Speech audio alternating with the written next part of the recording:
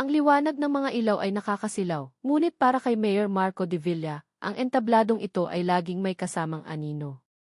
Isang aninong hindi nakikita ng nagbubuning mga mamamayan ng San Isidro, ngunit para sa kanya, ito ay kasinlapit ng sarili niyang hininga. Habang ang kanyang ngiti ay nakaguhit ng perpekto sa kanyang mga labi, at ang kanyang kamay ay kumakaway sa ere na may tiwala sa sarili, isang pamilyar na tanong ang gumuguhit sa kanyang isipan. Para kanino ang lahat ng ito? Ang sigawan ng mga tao ay nakabibingi. Evil Ali Ryan. Mayor Marco. Ang mga bandera na may kanyang pangalan at mukha ay nagwawagayway, isang testamento sa kanyang tagumpay. 7 taon. 7 taon na siyang nagsisilbi bilang ama ng bayang ito, at sa bawat taon, lalong tumitibay ang pundasyon ng kanyang kapangyarihan. Ngunit sa bawat ladrilyong idinadagdag sa kanyang pampulitikang palasyo, isang bahagi naman ng kanyang kaluluwa ang nababawasan. Salamat sa inyong walang sawang pagtitiwala, ang kanyang boses ay umalinggaw, puno ng lakas at sinseridad na matagal na niyang pinag-aralan. Ang kinabukasan ng San Isidro ay kinabukasan nating lahat. Ngunit habang binibigkas niya ang mga salitang iyon, ang mga mukha ng kanyang 3 anak ang nakikita niya sa kanyang isipan. Sina Mateo, Lucas, at Sofia. Ang kanyang 3 milagro. Ang kanyang 3 dahilan. At ang kanyang 3 pinakamalaking kasalanan. Dahil sa bawat gabi na tinatanong nila kung nasaan ang kanilang ina, iisang sagot lamang ang ibinibigay niya, isang kasinungalingang kasing tanda ng kanyang termino bilang alkalde. Nang matapos ang talumpati at ang palakpakan ay unti-unting humupa, bumaba si Marco mula sa entablado. Agad siyang sinalubong ng kanyang mga tapat na alalay at mga lokal na opisyal, lahat ay bumabati sa kanya. Umiti siya, tumango, nakipagkamay. Isa siyang makinang mahusay ang pagkakagawa, bawat galaw ay kalkulado. Congratulations, Mayor! Another successful event, bati ni Isabel Romualdez, ang kanyang mapapangasawa. Maganda si Isabelle, matalino, at mula sa isang pamilyang kasing poderoso ng sa kanya. Siya ang perpektong kandidata para maging unang ginang ng San Isidro. Ngumiti si Marco at hinawakan ang kamay nito. Ang balat ni Isabelle ay makinis at mainit, ngunit hindi ito ang init na hinahanap ng kanyang mga palad. Salamat, Belle. Hindi magiging posible ito kung wala ka, sagot niya. At sa isang banda, iyon ay totoo. Si Isabelle ang nagpapanatili ng kaayusan sa kanyang buhay, ang nag-aayos ng mga gusot na hindi niya kayang harapin. Siya ang haligi na sumusuporta sa magandang kasinungalingang ito. Ang daan pa uwi sa mansyon ng mga De Villa ay tahimik. Sa loob ng marangyang sasakyan, ang tanging maririnig ay ang mahinang tunog ng makina.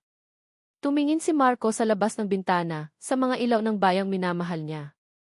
Isang bayang hindi alam ang tunay niyang pagkatao. Malalim ang iniisip mo, puna ni Isabel sa mahinahong tinig. Huminga ng malalim si Marco at pilit nang umiti. Pagod lang siguro sa buong linggo. Alam mo na, ang papalapit na eleksyon. Tumango si Isabelle, puno ng pag-unawa. Kailangan mong magpahinga, Marco. The kids are waiting for you. Lalo na si Sofia. May sorpresa raw siya sa iyo. Sa pagbanggit pa lang sa pangalan ng kanyang mga anak, isang pamilyar na kirot ang kumurot sa kanyang dibdib. Sila ang kanyang lakas, ngunit sila rin ang kanyang kahinaan. Ang hapunan sa mansyon ay tulad ng dati, grande, tahimik, at may bahid ng formalidad na hindi mawala-wala kahit sa loob ng kanilang tahanan. Sa mahabang mesa na gawa sa Nara, nakaupo sa magkabilang dulo si Marco at ang kanyang ina, si Doña Elvira de Villa, ang matriarka ng kanilang angkan. Sa pagitan nila ay si Isabelle at ang 3 bata. Papa, look, masayang sabi ni Sofia, ang bunso at kaisa-isang anak niyang babae. Itinaas nito ang isang papel kung saan may guhit ng isang pamilya. Isang ama, isang babae, at 3 maliliit na bata na magkakahawak kamay sa ilalim ng isang bahaghari. It's us. You, me, Kuya Mateo, and Kuya Lucas. Napansin ni Marco ang espasyong iniwan sa tabi ng babaeng nakaguhit. Isang espasyong tila hinihintay mapunan. At sino naman ang katabi mo, anak? Tanong ni Isabel. Ang kanyang boses ay malambing habang itinuturo ang babae sa drawing. Ngumiti si Sofia. That's you, Tita Belle. When you and Papa get married, you will be our new mama, right? Isang kutsilyo ang tila tumarak sa puso ni Marco. Tumingin siya kay Isabelle, nang umiti ng matamis kay Sofia, at pagkatapos ay sa kanyang ina, na ang mukha ay walang emosyon, na para bang ang narinig ay isang pangkaraniwang usapan lamang. Ngunit alam ni Marco ang nasa likod ng mga matang iyon, isang babala. Of course, sweetie, sagot ni Isabel. Hindi na nakapagsalita si Marco. Kinuha niya ang kanyang baso ng tubig at uminom, sinusubukang lunurin ang pait sa kanyang lalamunan. Isang magandang kasinungalingan. Biglang tumunog ang kanyang cellphone, ang matinis na tunog ay tila isang alarma na pumunit sa katahimikan ng hapagkainan. Tiningnan niya ang screen. Si Ayalina, ang tagapag-alaga ng mga bata. Isang malamig na takot ang biglang gumapang sa kanyang dibdib. Bihira itong tumawag kapag magkakasama sila. Excuse me, paalam niya at mabilis na tumayo. Marco, nasa hapagkainan tayo, saway ng kanyang ina, ang boses ay matigas at may otoridad. Ngunit hindi niya ito pinansin. Hello, Yaya. Ang narinig niya sa kabilang linya ay ang humihikbing boses ng matanda. Sir Marco. Si Sofia po. Inatake po ng hika. Papunta na po kami sa ospital. Parang binuhusan ng nagielong tubig si Marco. Ang kanyang mga kamay ay nanlamig. Ano? Paanong nangyari? Nasaan ang inhaler niya? Naiwan po yata sa eskwela, sir. Mabuti na lang po may tumulong na isang babae. Siya po ang nagdala sa amin dito sa San Isidro General Hospital. Papunta na ako, sigaw niya bago patayin ang tawag. Pagbalik niya sa hapagkainan, ang kanyang mukha ay nagbago na. Wala na ang kalmadong alkalde, ang naroon ay isang natatarantang ama. Si Sofia, inatake ng hika. Nasa ospital sila. Walang tanong-tanong na tumayo si Isabelle. Let's go. Maging si Doña Elvira ay nagpakita ng bahagyang pag-aalala. Ang biyahe papuntang ospital ay isang malabong imahe sa isip ni Marco. Ang tanging malinaw ay ang tibok ng kanyang puso na kumakarera, bawat pintig ay isang panalangin. Kasalanan niya ito. Masyado siyang naging abala sa politika, sa pagpapanatili ng kanyang imahe, at napabayaan niya ang pinakamahalaga sa lahat. Nang marating nila ang ospital, halos takbuhin niya ang pasilyo. Ang amoy ng antiseptic at ang nakakakilabot na katahimikan ng lugar ay nagpalala sa kanyang kaba. Nakita niya si Yaya Lina sa labas ng isang emergency room, namumugto ang mga mata. Yaya, kumusta si Sofia? Halos habulin ni Marco ang kanyang hininga. Okay na po siya, sir. Stable na po. Binigyan na po siya ng gamot, sagot ng Yaya, ang lunas ay baka sa kanyang mukha. Kung hindi po dahil sa babaeng iyon, hindi ko po alam kung anong mangyayari. Anong babae? Nasaan siya? Tanong ni Isabel na kararating lang sa kanyang likuran. Nasa loob po, ma'am. Hindi po umalis hanggat hindi niya nasisigurong okay si Sofia. Huminga ng malalim si Marco, ang bigat sa kanyang dibdib ay bahagyang gumaan. Pumasok siya sa silid. Ang una niyang nakita ay ang kanyang anak, si Sofia, na mahimbing na natutulog sa kama, may nakakabit na oxygen mask sa maliit nitong mukha. Ligtas na ito. Salamat sa Diyos. Pagkatapos ay lumingon siya upang hanapin ang mabuting Samaritano, upang magpasalamat. At doon, nakatayo malapit sa bintana, nakatalikod sa kanya, ay isang babae. Nakasuot ito ng simpleng bestida at sinelas. Ang buhok nito ay nakapusod ng simple. Tinitingnan nito ang kalangitan sa labas. Isang pamilyar na kirot ang muling naramdaman ni Marco, isang pakiramdam na matagal na niyang ibinaon. Misty. Nagsimula siyang magsalita. Dahan-dahang lumingon ang babae. At sa sandaling iyon, huminto ang pag-ikot ng mundo ni Marco de Villa. Ang tunog sa paligid ay naglaho. Ang puting pader ng ospital ay tila natunaw. Ang tanging nakikita niya ay ang mukha sa kanyang harapan. Ang mga matang iyon ang hugis ng mga labing iyon ang nunal sa itaas ng kanang kilay. 7 taon na ang lumipas, ngunit ang mukhang iyon ay nakaukit sa kanyang isipan, sa kanyang kaluluwa. Impossible. Ito ay isang multo. Isang halusinasyon na bunga ng kanyang pagod at pagkakasala. Hindi ito maaaring maging totoo. Ngunit ang multo ay gumalaw. Ngumiti ito ng bahagya, isang ngiting magalang ngunit walang bahid ng pagkakakilala. Hindi niya namalayan na ang kanyang mga binti ay humakbang papalapit. Ang kanyang puso ay dumadagundong sa kanyang mga tainga. Ang bawat hibla ng kanyang pagkatao ay sumisigaw ng isang pangalan. Nanginig ang kanyang mga labi. Sa isang tinig na halos pabulong, basag at puno ng 7 taon ng pananabik at kasinungalingan, binigkas niya ang pangalang akala niya ay hindi na niya muling masasabi. Maging isang De Villa ka. Hayaan mo ako na ang maglinis ng kalat na ito. Iniwan niya si Marco na nakatayo roon, wasak at walang magawa. Pumasok siya sa kanyang silid at nagbihis. Tumingin siya sa salamin sa kanyang sarili. Ang kanyang buhok ay perpektong nakaayos, ang kanyang damit ay mamahalin, ang kanyang alahas ay kumikinang. Ngunit sa kanyang mga mata, nakita niya ang isang babaeng handang gawin ang lahat para protektahan ang kanyang imperyo. Naalala niya si Amara noon. Isang mahusay na iskultor, ngunit mahirap. Walang pangalan. Walang koneksyon. Isang mansa sa perpektong tapiserya ng mga De Villa. Ang pag-ibig, para kay Elvira, ay isang luho na hindi nila kayang bayaran. Ang aksidente ay hindi isang krimen sa kanyang isipan, ito ay isang kinakailangang solusyon. Isang masakit ngunit mabisang operasyon upang tanggalin ang kanser bago pa ito kumalat. At ngayon, ang kanser ay bumalik. Ang kanyang mamahaling sasakyan ay huminto sa isang eskinita sa pinakamahirap na bahagi ng San Isidro.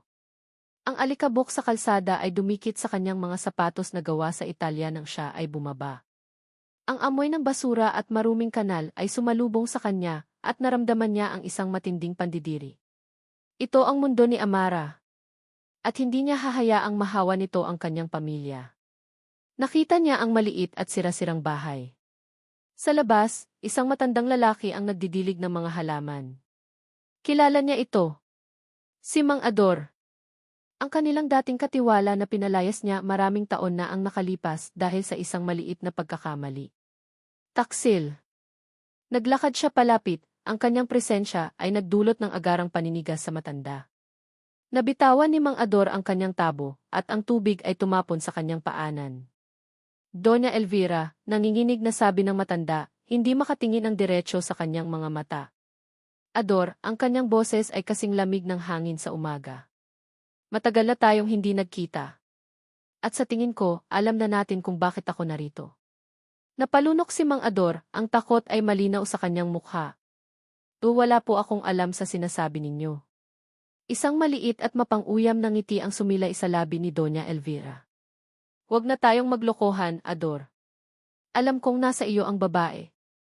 Ang babaeng dapat ay matagal nang wala.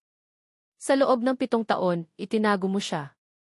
Isang matapang na desisyon. Ngunit hangal. Parang awan niyo na, Donya. Wala siyang maalala pagmamakaawa ng matanda. At gusto kong manatili itong ganito, mariing sabi ni Doña Elvira.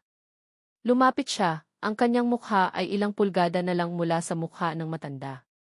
Alis mo siya rito, Ador. Dalhin mo siya sa lugar kung saan walang sinumang makakakilala sa kanya. Ibigay mo sa akin ang isang problema at bibigyan kita ng solusyon. Ngunit bigyan mo ako ng isa pang problema at tatanggalin ko ang problema at ang taong nagbigay nito sa akin. Alam mo kung ano ang kaya kong gawin. Huwag mo akong subukan. Tinalikuran niya si Mang Ador, iniwan itong nanginginig sa takot. Habang naglalakad siya pabalik sa kanyang sasakyan, naramdaman niya ang pagbabalik ng kontrol. Ang mga bagay ay bumabalik na sa ayos. Siya ang may hawak ng mga baraha. Siya ang laging nananalo. Pagsakay niya sa loob ng malamig at ligtas na sasakyan, kinuha niya ang kanyang telepono upang tawagan ang kanyang driver. Ngunit bago pa niya magawa iyon, umilaw ang screen. Isang tawag mula sa isang numerong hindi rehistrado. Sa una, binalak niyang huwag itong pansinin. Ngunit may kung anong nag-udyok sa kanya na sagutin ito. Hello, sagot niya, ang kanyang boses ay puno ng pagkainis. Katahimikan sa kabilang linya, maliban sa mahinang tunog ng hangin. At pagkatapos, isang magaspang na boses ng lalaki ang bumasag sa katahimikan. Isang boses na mula sa nakaraan, isang boses na pilit na niyang kinalimutan. Donya, si Ben po ito. Naramdaman ni Doña Elvira na nanuyo ang kanyang lalamunan. Naaalala niyo pa ba ako? Patuloy ng boses, may halong panunuya. Yung driver. 7 taon na rin, ano? Kamusta na po? Kasi ako, hindi masyadong okay. Kailangan ko ng pera. Ang telepono ay halos madulas mula sa kanyang mga daliring biglang pinagpawisan. Ang kontrol na kadarama lang niya ay biglang naglaho na parang bula. Ang matandang katiwala, ang babaeng walang alaala, sila ay mga problemang kaya niyang ayusin. Ngunit ito ay isang multo mula sa kanyang libingan. Isang multong may hawak na pala, handang hukayin ang lahat ng kanyang mga lihim. Ang babaeng sanay na nagbibigay ng takot ay nakaramdam ngayon ng isang bagay na matagal na niyang hindi naramdaman, ang dalisay, walang halong sindak. Ang tanong na sino po si Amara ay hindi isang pagtanggi para kay Marco. Ito ay isang kumpirmasyon. Isang kumpirmasyon na ang mga galamay ng kanyang ina ay mas mahaba at mas matibay kaysa sa inaakala niya. Habang nakaupo siya sa kanyang malawak na opisina sa munisipyo, ang tanawin ng Abalang Plaza sa labas ay tila isang malayong pelikula na wala siyang kaugnayan. Ang kanyang buong pag-iisip ay nasa isang babaeng may mga matang walang alaala, at sa isang inang ang mga mata ay puno ng determinasyong burahin ang nakaraan. Hayaan mo ako na ang maglinis ng kalat na ito. Ang mga salita ni Doña Elvira ay umalinggaw sa kanyang isipan na parang isang hatol. Alam niya kung ano ang ibig sabihin ng kanyang ina sa ipaglilinis. Hindi ito basta-basta pagtataboy. Ito ay pagtatanggal. At sa unang pagkakataon sa loob ng 7 taon, isang tunay na takot, hindi para sa kanyang karera, kundi para sa buhay ni Amara, ang bumalot sa kanyang puso. Ang kasalanan ay isang mabigat na kumot na matagal na niyang pasan-pasan. Ngunit ang takot na ito ay iba. Ito ay isang apoy na gumising sa isang bahagi ng kanyang pagkatao na matagal nang natutulog, ang Marco na handang lumaban, hindi para sa pangalan ng mga De Villa, kundi para sa babaeng minsan niyang ipinangakong proprotektahan habang buhay. Pinindot niya ang intercom sa kanyang mesa. David, pumarito ka sa aking opisina. Siguraduhin mong walang makikinig. Si David ang kanyang chief of staff, isang lalaking mas bata sa kanya, ngunit ang katapatan ay nasubukan na ng panahon. Hindi ito tapat sa pangalang De Villa, ito ay tapat sa kanya. Pagpasok ni David, agad nitong isinara ang pinto. Anong may paglilingkod ko, Mayor? Tumingin si Marco sa labas ng bintana, nag-iipon ng lakas ng loob. May ipapahanap ako sa iyong tao. Sino po? Isang babae, dahan-dahang sabi ni Marco. Ang pangalan niya ay Ligaya. Isang tagabenta ng bulaklak sa palengke. Siya ang tumulong kay Sofia. Tumango si David, naghihintay ng kasunod. Gusto kong malaman ang lahat tungkol sa kanya, patuloy ni Marco, pinipilit na maging kalmado ang kanyang boses. Saan siya nakatira? Sino ang mga kasama niya? Gaano na siya katagal sa San Isidro? Gawin mo ito ng maingat, David. Ayokong may makaalam. Kahit sino. Ang huling 2 salita ay may diin, isang didirektang babala na kahit ang kanyang ina ay hindi dapat makaalam. Bahagyang kumunot ang noo ni David, tila nararamdaman ang bigat ng sitwasyon. Masusunod po, Mayor. Ituturing ko po bang opisyal na investigasyon ito? Umailing si Marco. Hindi. Ito ay personal. Gusto ko lang siyang pasalamatan ng maayos. Isang manipis na dahilan at alam nilang pareho iyon. Ngunit si David ay sapat na matalino upang hindi na magtanong pa. Makakaasa po kayo, sabi ni David bago lumabas ng opisina, iniwan si Marco sa kanyang mga alalahanin.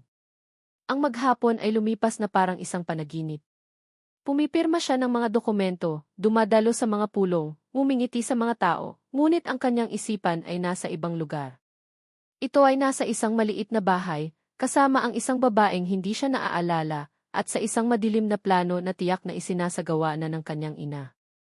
Nang gabing iyon, sa malawak na sala ng mansyon, ang tensyon ay halos nahihipo.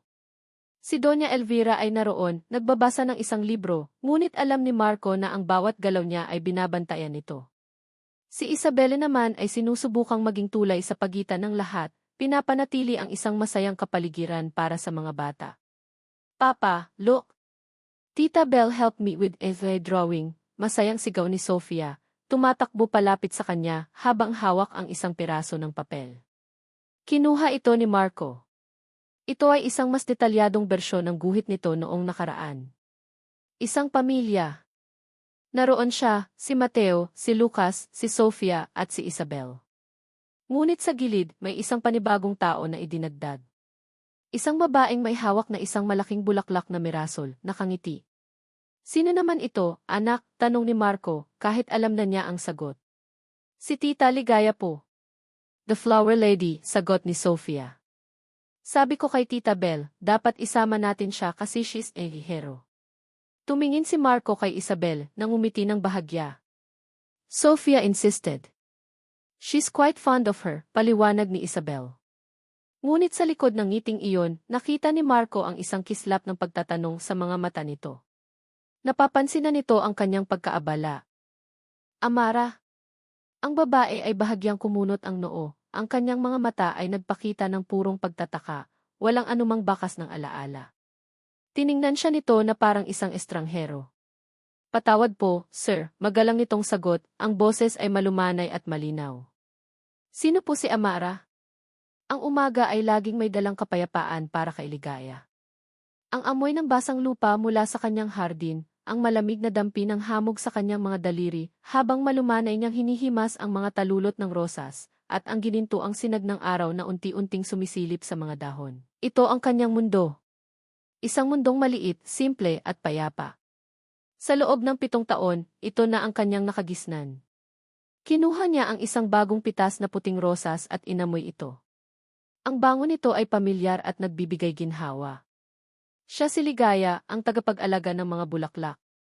Ang pangalan niya mismo ay nangangahulugang kaligayahan, isang bagay na ibinigay sa kanya ni Mang Ador, ang matandang kumukop sa kanya at itinuring na siyang tunay na anak. At sa halos lahat ng araw, pinaniniwalaan niya ito. Masaya siya. Kontento. Ngunit may mga pagkakataon, tulad ngayon, na habang pinagmamasdan niya ang perpektong ganda ng isang bulaklak, isang di maipaliwanag na puwang ang kanyang nararamdaman sa kanyang dibdib. Isang pakiramdam na may kulang. Isang anino sa kanyang diwa na kahit ang pinakamaliwanag na sikat ng araw ay hindi kayang pawiin. Ito ay laging naroon, isang tahimik na tanong sa isang nakaraang hindi niya maalala. Ipinagpatuloy niya ang pag-aayos ng mga bulaklak sa isang lumang basket na gawa sa yantok, inihahanda para sa kanyang karaniwang paglalako sa plaza. Ngunit ang kanyang mga kamay, na sanay sa gawain, ay tila may sariling isip ngayon. Ang kanyang atensyon ay wala sa mga bulaklak. Ito ay nasa isang silid ng ospital, sa isang pares ng mga matang puno ng pighati. Amara. Ang pagbigkas ng alkalde sa pangalang iyon, isang pangalang dayuhan sa kanya, ay umalingaw sa kanyang isipan na parang sirang plaka. Hindi ang kanyang titulo o ang kanyang kapangyarihan ang gumambala sa kanya, kundi ang hilaw na emosyon sa kanyang boses. Ang pagkabigla. Ang sakit. Ang isang uri ng pananabik na tumago sa kanyang pagkatao. At ang pinakapelikulang bahagi ay, sa isang saglit, bago pa man manaig ang kanyang isipan, may isang bagay sa kaibuturan niya ang tila gustong tumugon. Napailing si Ligaya, sinusubukang iwaksi ang alaala. Sino si Amara? At bakit sa pagbigkas niya ng pangalang iyon, parang may kung anong kumirot sa puso ko? Ang mga pangyayari kagabi ay bumalik sa kanya ng malinaw. Ang maliit na batang babae, si Sofia, na hirap huminga sa gilid ng kalsada. Hindi siya nagdalawang isip. Isang kakaibang likas na ugali ang nag-udyok sa kanya na bumuhat sa bata, nayakapin ito, at bulungan ng mga salitang pampakalma habang isinasakay niya ito sa isang tricycle papuntang ospital. Habang hawak niya ang maliit at nanginginig na katawan ni Sofia, isang pamilyar na init ang gumapang sa kanyang mga braso, isang pakiramdam ng pag-aari na hindi niya maintindihan. Tila ba ginawa na niya ito ng maraming beses noon.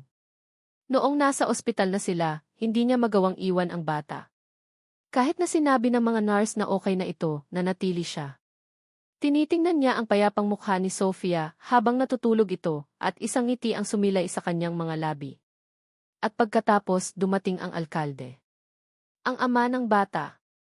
Ang lalaking may mga matang tila nakakakilala sa kaluluwa niya. Ligaya, anak, ayos ka lang ba? Ang boses ni Mang Ador ang pumutol sa kanyang malalim na pag-iisip. Nakatayo ito sa may pintuan ng kanilang maliit na kusina, hawak ang 2 tasa ng mainit na kape. Ang kanyang mukha, na puno ng mga guhit ng pag-aalala, ay nakatingin sa kanya. Opo, Tay Ador. Nag-iisip lang po, sagot niya, pilit nang umingiti. Inabot nito sa kanya ang isang tasa. Huwag mo nang masyadong isipin ang nangyari kagabi. Ang mahalaga ay ligtas ang bata at nakagawa ka ng mabuti. Umupo si Ligaya sa isang silyang gawa sa kawayan at humigop ng kape. Pero, Tay, yung alkalde po. Kilala niyo po ba siya? Nakita niya ang bahagyang paninigas ng mga balikat ni Mang Ador. Umiwas ito ng tingin at naupo sa tapat niya. Si Mayor de Villa? Siyempre. Sino ba namang hindi makakakilala sa kanya sa buong San Isidro? Hindi po iyon ang ibig kong sabihin, giit ni Ligaya, ang kanyang boses ay naging maseryoso. Ang tingin niya po sa akin parang kilalang kilala niya ako. May tinawag siyang pangalan. Amara. Sa pagbanggit ng pangalan, nakita ni Ligaya ang takot na mabilis na dumaan sa mga mata ni Mang Ador bago ito muling nagtago sa likod ng isang blangkong ekspresyon. Tay! Huminga ng malalim si Mang Ador, ang kanyang mga kamay ay mahigpit na nakahawak sa tasa ng kape. Ligaya, anak. Maraming tao sa mundo. Baka kamukha mo lang ang isang taong kilala niya. Huwag mo nang bigyan ng kahulugan. Pero, Tay, sa loob ng 7 taon, ni minsan ay hindi ninyo sinabi sa akin kung saan ako nanggaling, hindi na napigilan ni Ligaya ang sarili. Ang mga tanong na matagal na niyang itinatago ay nagsimulang kumawala. Sabi niyo, nakita niyo ako sa gilid ng kalsada pagkatapos ng isang aksidente, walang alaala. Pero iyon lang ba talaga? Wala na bang iba? Walang pagkakakilanlan? Walang sinumang naghanap? Anak T. Ang boses ni Mang Ador ay puno ng pakiusap. Mas mabuti ng ganito. Payapa ang buhay natin. Ang nakaraan ay nakaraan na. Baka puro sakit lang ang dala niyon. Pero karapatan ko pong malaman kung anong sakit iyon, tumaas ang boses ni Ligaya, isang bagay na bihirang mangyari. Paano kung may pamilyang naghahanap sa akin? Paano kung may mga anak akong naiwan? Ang huling mga salita ay lumabas na parang isang bulong, isang takot na bigla niyang naramdaman nang yakapin niya si Sofia. Napatayo si Mang Ador, ang kanyang mukha ay puno ng paghihirap. Itigil mo na iyan, Ligaya. Ang pag-iisip sa mga paano kung ay walang maidudulot na mabuti. Ako ang pamilya mo. Hindi ba sapat iyon? Natigilan si Ligaya sa sinabi ng matanda. Nakita niya ang sakit sa mga mata nito at agad siyang nakaramdam ng pagkakasala. Tumayo siya at niyakap ito. Patawad po, Tay. Patawad po. Sapat po kayo. Sobra-sobra pa. Ngunit kahit na binitawan niya ang mga salitang iyon, at kahit na naramdaman niya ang pag-unawa sa yakap pabalik ni Mang Ador, ang binhi ng pagdududa ay naitanim na. At alam niyang hindi na ito mawawala hanggat hindi ito nadidiligan ng katotohanan. Ang gabing iyon ay naging mahaba para kay Ligaya. Nakahiga siya sa kanyang papag, nakikinig sa tunog ng mga kuliglig sa labas. Ngunit ang ingay sa kanyang isipan ay mas malakas. Ipinikit niya ang kanyang mga mata at muli ang mukha ng alkalde ang kanyang nakita. Ang kanyang mga mata na tila nagsusumamo, ang kanyang boses na basag ng binigkas ang pangalang P. Amara. Bakit ganoon na lamang ang epekto sa kanya? Pagod sa pag-iisip, bumangon siya. Nagpasya siyang maglinis na lamang ng lumang bodega sa likod bahay, isang gawaing matagal na niyang ipinagpapaliban. Baka sakaling sa pagod, makahanap siya ng antok. Ang bodega ay maliit at puno ng mga lumang gamit ni Mang Ador, mga sirang kasangkapan, mga kahon ng lumang damit, at mga gamit sa pagkakarpintero. Ang amoy ng alikabok at lumang kahoy ay nanunuot sa hangin. Habang inaangat niya ang isang lumang sako, isang maliit na kahon na gawa sa kahoy ang nahulog mula sa isang estante at gumulong sa kanyang paanan. Pinulot niya ito. Ito ay lumana, ang barnis ay tuklap-tuklap na sa ilang bahagi. Mukhang matagal na itong hindi nabubuksan. Dahil sa kuryosidad, sinubukan niyang buksan ang maliit na trangka nito. Bahagya itong kinakalawang, ngunit sa kaunting puwersa, bumukas ito na may kasamang mahinang tunog. Sa loob, may ilang mga lumang bagay, isang pares ng hikaw na perlas, isang luma at natuping sulat, at ilang mga resibo. Ngunit ang nakakuha ng kanyang pansin ay isang bagay na nakabalot sa isang piraso ng pelus na tela. Kinuha niya ito at maingat na binuksan. Ito ay isang medalyon na gawa sa pilak, bahagya ng nangingitim dahil sa katagalan. Mabigat ito sa kanyang palad. Mayroon itong disenyong mga dahon na nakaukit sa paligid. Nanginginig ang mga kamay, binuksan niya ang medalyon. Sa loob, may 2 maliliit at bahagyang kupas na larawan. Sa kaliwang bahagi, isang larawan ng isang babaeng nakangiti ng napakatamis sa kamera. Ang kanyang mga mata ay nagniningning sa kaligayahan. Ang kanyang buhok ay mahaba at nakalugay. Natigilan si Ligaya. Ang mukha iyon ang kanyang mukha. Ngunit hindi ang mukhang nakikita niya sa salamin araw-araw, isang mukhang simple at madalas may bahid ng isang di maipaliwanag na lungkot. Ang babae sa larawan ay buhay na buhay. Pagkatapos, nanginginig, tiningnan niya ang kanang bahagi ng medalyon. Nakita niya ang parehong babae, ang masayang bersyon ng kanyang sarili, na buong pagmamahal na nakasandal ang ulo sa balikat ng isang lalaki. Ang lalaki ay nakangiti rin, ang kanyang mga mata ay nakatuon sa babae na maihalong pagsamba at lambing. Isang ngiting tila nagsasabing ang babaeng iyon ang kanyang buong mundo. Isang pamilyar na kaba ang biglang gumapang sa dibdib ni Ligaya. Pamilyar ang mukha ng lalaki. Ang maayos na gupit ng buhok nito, ang matangos na ilong, ang matatag na panga. At higit sa lahat, ang mga mata nito. Saan niya nakita ang mga matang iyon? At bigla, parang isang malakas na kulog na walang kasamang ulan, ang alaala ng nakaraang gabi ay bumalik sa kanya ng buong linaw. Ang puting silid ng ospital. Ang amoy ng gamot. At ang lalaking nakatayo sa harap niya, ang mukha ay puno ng pighati at hindi makapaniwalang pagtingin. Ang mga mata sa larawan ay ang mga mata ng alkalde. Ang mga mata na tumitig sa kanya kagabi, ang mga mata na bumigkas sa pangalang Amara.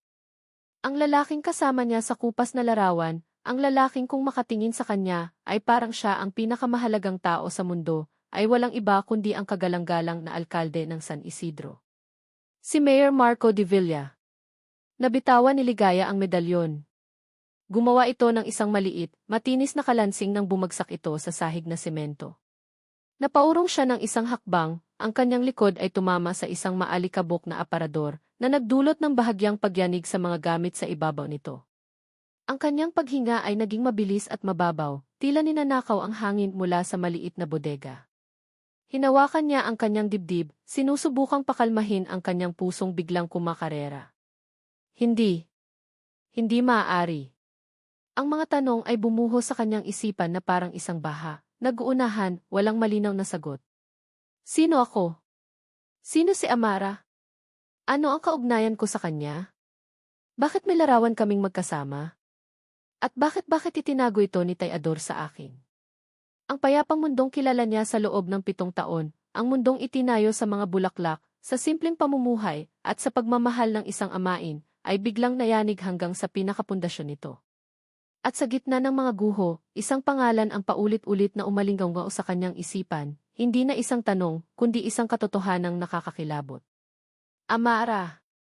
Ang kapangyarihan, para kay Doña Elvira de Villa, ay hindi isang bagay na hinihingi, ito ay isang bagay na inaangkin at pinangangalagaan na parang isang hiyas. Nakaupo sa kanyang silyang may mataas na sandalan sa loob ng kanyang pribadong silid-aklatan, ang bawat libro sa estante ay isang testamento sa kasaysayan at impluwensya ng kanilang angkan. Ang samya ng lumang papel at mamahaling kahoy ay ang pabango ng kanyang tagumpay. Hawak niya ang isang tasa ng tsaa, ang porselana ay kasing puti at kasing lamig ng kanyang disposisyon. Ang balita tungkol sa pagkakaospital ni Sofia ay nakaabot sa kanya na parang isang malayong ugong. Ang mahalaga ay ligtas ang bata. Ang mga de Villa ay hindi nagpapakita ng kahinaan kahit sa harap ng karamdaman. Ngunit ang isang detalye sa kwento ni Yaya Lina, na paulit-ulit na ikinuwento nito sa kanilang pag-uwi, ay tumusok sa kanyang isipan na parang isang maliit na tinik. Isang babaeng tagabenta lang po ng bulaklak, Donya. Pero napakabuti ng puso. Isang tagabenta ng bulaklak. Isang hamak na estranghero. Bakit tila may kung anong nag-aalboroto sa kanyang sistema? Itinabi niya ang tasa. Ang perpektong kaayusan ng kanyang umaga ay nagambala. Kinuha niya ang kanyang telepono at tinawagan ang pinagkakatiwalaan niyang tauhan, isang lalaking ang katapatan ay matagal na niyang nabili. Rico, ang kanyang boses ay kalmado ngunit may bigat ng isang utos. May isang babaeng nagdala sa apo kong si Sofia sa ospital kagabi. Isang tagabenta ng bulaklak. Alamin mo kung sino siya. Gusto kong malaman ang lahat tungkol sa kanya. At gusto kong makita ang kanyang litrato. Ngayon din ni. Walang tanong. Isang mabilis na Opo, Donya ang kanyang natanggap bago naputol ang linya. Ipinagpatuloy niya ang pagbabasa ng pahayagan, ngunit ang mga salita ay lumulutang na lamang sa kanyang paningin. Ang kanyang isipan ay nasa babaeng iyon. Isang di mapakaling pakiramdam ang gumagapang sa kanyang dibdib, isang pakiramdam na huli niyang naramdaman 7 taon na ang nakalilipas. Ang pakiramdam na may isang bagay na wala sa lugar. Hindi nagtagal, tumunog ang kanyang telepono. Isang mensahe mula kay Rico. Binuksan niya ito. Isang larawan ang lumabas sa screen, medyo malabo, tila kinunan mula sa malayo. Isang babaeng nakatalikod, nag-aayos ng mga bulaklak sa isang maliit na pwesto sa palengke. Simpleng bestida, nakapusod ang buhok. Walang espesyal. Bumuntong hininga si Doña Elvira. Praning ka lang, Elvira. Pagkatapos ay isa pang mensahe ang dumating.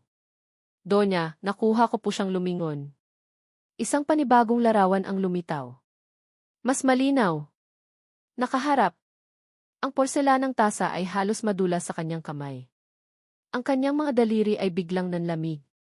Naramdaman niya ang pag-akyat ng dugo sa kanyang ulo. Nanikip ang kanyang dibdib at ang hangin sa silid aklatan ay tila biglang kumapal at naging mabigat. Ang mukha. Medyo humumpak ang mga pisngi. May bahid ng pagod at kalungkutan sa mga mata na wala roon dati. Ngunit walang duda. Ang hugis ng mukha. Ang mga labi. Ang nunal sa itaas ng kanang kilay. Amara. Ang pangalan ay sumabog sa kanyang isipan na parang isang bomba. Ang babaeng dapat ay matagal nang naglaho. Ang babaeng dapat ay isa na lamang masamang alaala. Ang tinik na inakala niyang nabunot na niya ng tuluyan ay narito, buhay at nasa San Isidro. Paanong nangyari ito? Ang galit ay unang dumating, isang umaapaw na galit sa tadhana, sa kapabayaan ng mga taong binayaran niya, sa babaeng mailakas ng loob na mabuhay pa. Pagkatapos ay ang takot. Isang malamig, nakakaparalisang takot. 7 taon ng maingat na pagtatakip.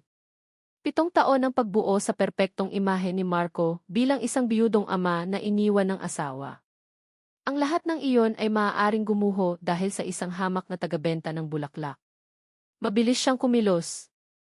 Ang pagkabigla ay napalitan ng isang determinasyong kasing tigas ng bakal. Marco! Sa aking silid-aklatan. Ngayon din, ang sigaw niya sa intercom, ang kanyang boses ay hindi nakalmado, kundi puno na ng isang mapanganib na himig. Ilang sandali lang, pumasok si Marco. Ang kanyang anak. Ang magiging susunod na gobernador. Ang pundasyon ng kanilang dinastya. Nakita ni Doña Elvira ang pagod sa mga mata nito, ang parehong pagod na naroon na mula pa noong araw na iyon. Ngunit wala siyang panahon para sa awa. Ano ang problema, Mama? Tanong ni Marco, halatang nag-aalala sa tono ng kanyang boses. Hindi siya sumagot. Dahan-dahan niyang iniharap ang screen ng telepono sa kanyang anak. Nakita ni Doña Elvira ang pagbabago sa mukha ni Marco. Ang pagtataka. Ang pagkalito. At pagkatapos ang pagkilala. Ang kanyang mga mata ay nanlaki, ang kanyang mga labi ay bahagyang bumuka. Nakita niya ang pagkabigla at pag-asa. Ang katiting na kislap ng pag-asang iyon ang lalong nagpagalit kay Doña Elvira. Nakita mo siya kagabi, hindi ba? Ang kanyang tanong ay hindi isang tanong, kundi isang akusasyon. Nang dalhin niya si Sofia sa ospital. Siya iyon. Napayuko si Marco, hindi makatingin sa kanya. Ang kanyang katahimikan ay isang pag-amin. At ano ang ginawa mo? Patuloy ni Doña Elvira, ang kanyang boses ay unti-unting tumataas. Nagpakilala ka ba? Sinabi mo ba sa kanya ang lahat? Handa ka na bang sirain ang lahat ng pinaghirapan natin sa loob ng 7 taon para sa isang babaeng walang naidulot sa iyo kundi gulo? Mama, hindi niya ako naaalala, mahinang sagot ni Marco, ang boses ay basag. Hindi niya alam kung sino siya. Isang mapaklang tawa ang kumawala sa mga labi ni Doña Elvira. Mas mabuti. Mas mabuti kung ganoon. Isang problemang madaling solusyonan. Ano ang ibig mong sabihin? Tumingin si Marco sa kanya, ang mga mata nito ngayon ay may bahid ng takot at babala. Lumapit si Doña Elvira sa kanyang anak, ang kanyang mga mata ay matalim na nakatitig dito. Ang ibig kong sabihin, Marco, ay kailangan niyang mawala. Bago pa may makaalam. Bago pa may makaalala. Iniisip mo ba ang kinabukasan mo? Ang eleksyon? Ang kasal mo kay Isabel Romualdez. Isang kasal na hindi lang tungkol sa pag-ibig, kundi tungkol sa alyansa, sa kapangyarihan. Gugustuhin mo bang malaman ng buong Pilipinas na ang kagalang-galang na Mayor de Villa, ang ulirang ama, ay isang sinungaling? Na ang asawa niyang nang iwan ay narito lang pala sa bayan, nagtitinda ng bulaklak na parang isang pulubi. Bawat salita ay isang dagang tumatago sa puso ni Marco. Nakita niya itong napapikit, ang sakit ay malinaw na nakaguhit sa kanyang mukha. Huwag, Mama. Pakiusap, halos pabulong na sabi ni Marco. Huwag mo siyang sasaktan. Hindi ako ang nananakit sa kanya, Marco. Ikaw, malamig na sabi ni Doña Elvira. Sa bawat segundong naririto siya, lalo mo lang siyang inilalagay sa panganib. Ang pamilyang ito, ang pangalang ito ay hindi kayang madungisan. Hindi noon at lalo na hindi ngayon. Ayusin mo ang sarili mo.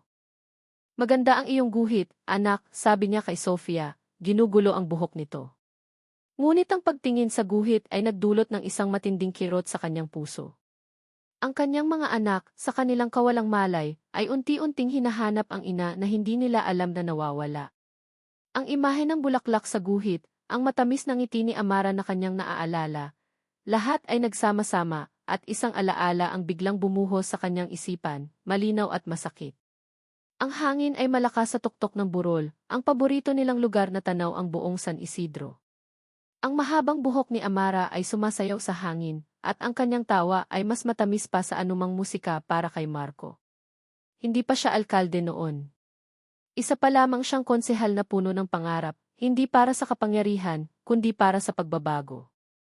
At si Amara ang kanyang inspirasyon. Bakit mo ako dinala rito? Tanong ni Amara, ang mga mata ay nagniningning. Hindi sumagot si Marco. Sa halip, kinuha niya ang kamay nito, isang kamay na may bahid ng putik mula sa paglililok, isang kamay na lumilikha ng ganda mula sa wala. Ito ang kamay na gusto niyang hawakan habang buhay. Kinakabahan siya. Ang kahon ng singsing sa kanyang bulsa ay tila napakabigat. Amara, nagsimula siya, ang kanyang boses ay bahagyang nanginginig. Alam kong isa kang malayang kaluluwa. Isang artist na hindi kayang ikulong sa isang haula. At ako ay isang de Villa. Ang pangalan ko ay may kasamang mga responsibilidad at mga pader. Nawala ang ngiti sa mukha ni Amara, napalitan ng pag-aalala. Marco, ano nang ibig mong sabihin? Huminga siya ng malalim at lumuhod sa isang tuhod. Inilabas niya ang maliit na kahon at binuksan ito. Isang simpleng singsing na may isang maliit na diamante ang kumislap sa ilalim ng papalubog na araw. Ang ibig kong sabihin, sabi niya, tinitingnan ang naguguluhang mga mata nito, ay handa akong sirain ang lahat ng pader na iyon para sa iyo. Handa akong harapin ang lahat, kahit si Mama, para sa iyo. Amara Reyes, mahal kita. Pakasalan mo ako. Nakita niya ang pagtubig ng mga mata nito. Hindi ito sumagot kaagad. Sa halip, isang butil ng luha ang pumatak, na sinundan ng isang tawang puno ng hindi makapaniwalang saya. Bulong nito. Marco de Villa. Marco. Ang malambing na boses ni Isabelle ang nagpabalik sa kanya sa kasalukuyan. Nakatayo siya sa balkonahe, hindi namamalayang matagal na pala siyang nakatulala sa kalawakan. Napansin niyang gabi na pala. Lumapit si Isabel sa kanyang tabi. Kanina ka patahimik. May problema ba? Umiling siya. Wala. Pagod lang talaga. Marco, kilala kita, mahinahong sabi ni Isabel, ang kanyang mga mata ay puno ng sensiridad. Hindi lang ito tungkol sa eleksyon. May iba pa. Mula pa noong gabing iyon sa ospital. Pwede kang magsabi sa akin. Magiging asawa mo ako. Ang bawat salita ni Isabelle ay isang dagdag na bigat sa kanyang konsensya. Paano niya sasabihin sa mabait at mapagmahal na babaeng ito na ang kanyang puso ay pag-aari pa rin ng isang multo? Paano niya aaminin ang kasinungalingang bumuo sa kanilang relasyon? Belle, patawad, iyon na lamang ang kanyang nasabi, ang boses ay puno ng pagod. May mga bagay lang akong kailangang ayusin. Hindi na nagpumilit si Isabel. Ngunit ang lungkot sa mga mata nito ay isang malinaw na mensahe, ang pader sa pagitan nila ay unti-unti nang tumataas. Kinabukasan, habang siya ay nasa gitna ng isang mahalagang pagpupulong, tumunog ang kanyang pribadong telepono. Si David. Pinatawad niya ang kanyang sarili at sinagot ang tawag sa isang sulok. Mayor, nakuha ko na po, mabilis na sabi ni David. Nakatira siya sa may eskinita sa likod ng lumang palengke. Kasama ang isang matandang lalaki na nagngangalang Ador. Isang pamilyar na pangalan. Mang Ador. Ang dati nilang katiwala. Biglang nagkadugtong-dugtong ang lahat sa isip ni Marco. Salamat, David. I-text mo sa akin ang eksaktong address. Hindi na niya tinapos ang pulong. Nagdahilan siyang mayroong emergency. Sa unang pagkakataon, hindi na niya inisip ang kanyang imahe o ang sasabihin ng iba. Ang tanging nasa isip niya ay kailangan niyang makarating doon. Ngayon din. Mabilis niyang minaneho ang kanyang sasakyan, palayo sa sentro ng bayan, patungo sa mga pamilyar, ngunit matagal na niyang hindi napupuntahang mga kalye. Narating niya ang maliit na eskinita. Huminto siya sa isang di kalayuang lugar kung saan hindi siya masyadong mapapansin. Ang lugar ay simple, halos mahirap, isang malaking pagkakaiba sa kanyang kinagis ng mundo. Nakita niya ang maliit na bahay na inilarawan ni David, na may isang maliit na hardin ng mga bulaklak sa harapan. Ito na iyon. Huminga siya ng malalim, ang kanyang puso ay kumakabog ng malakas. Handa na siyang bumaba. Handa na siyang harapin si Mang Ador, harapin ang katotohanan. Ngunit bago pa man niya mahawakan ang handle ng pinto ng kanyang sasakyan, isang itim at makintab na sasakyan ang dahan-dahang lumabas mula sa kabilang dulo ng eskinita, papalayo sa direksyon ng bahay ni Mang Ador. Nanigas si Marco sa kanyang kinaupuan. Ang kanyang mga kamay ay nanlamig sa ibabaw ng manibela. Ang sasakyang iyon. Ang plakang iyon. Ang nagmamanehong iyon. Walang duda. Iyon ang sasakyan ng kanyang ina. Ang medalyon ay naging sentro ng mundo ni Ligaya. Sa araw, ito ay nakatago sa ilalim ng kanyang damit, ang malamig na pilak ay nakadikit sa kanyang balat, isang palaging paalala sa misteryong bumabalot sa kanya. Sa gabi, ito ang tanging bagay na kanyang tinititigan hanggang sa siya ay dalawin ng antok, ang mga kupas na larawan ay tila nangungusap sa kanya sa isang wikang hindi niya maintindihan. Ang mga bulaklak sa hardin, na dati niyang pinagmumulan ng ligaya, ay nawalan na ng kulay sa kanyang paningin. Ang kanilang bango ay hindi na nakakapagbigay ginhawa. Paano siya magiging si Iligaya kung may isang Kiamara na nakakulong sa loob niya, sumisigaw, naghahanap ng kasagutan? Ang bawat tingin sa kanya ni Mang Ador ay puno na ngayon ng isang bagong kahulugan. Ang pag-aalala nito, ang mga pakiusap na kalimutan na lang ang lahat, hindi na ito pagmamalasakit para sa kanya, kundi takot. At ang takot na iyon ang nagbigay sa kanya ng lakas. Isang gabi, hindi na niya natiis. Hinintay niyang matapos itong maghapunan. Habang nagliligpit ito ng kanilang mga pinagkainan, tahimik siyang umupo sa tapat nito, inilapag ang medalyon sa ibabaw ng kanilang maliit na mesang gawa sa kawayan. Ang mahinang kalansing nito ay tumago sa katahimikan, mas malakas kaysa sa anumang sigaw. Napahinto si Mang Ador, ang kanyang mga kamay ay nanginginig habang hawak ang isang plato. Dahan-dahan itong lumingon, at nang makita nito ang nakabukas na medalyon, isang malalim na paghinga ang pinakawalan nito, na parang isang taong matagal nang nagpipigil ng hininga sa ilalim ng tubig. Ang kanyang mga balikat ay bumagsak sa pagkatalo. Saan mo ito nahanap? Ang tanong nito, ang boses ay basag. Hindi na iyon mahalaga, mariin, ngunit mahinahong sagot ni Ligaya. Hindi na siya ang dating Ligaya na madaling pakiusapan. Ang babaeng kaharap niya ngayon ay may apoy sa mga mata. Ang mahalaga ay kung ano ang nasa loob nito. Ito ako. At ito si Mayor Divilla. Pakiusap. Tapusin na po natin ito. Sabihin niyo na sa akin ang totoo.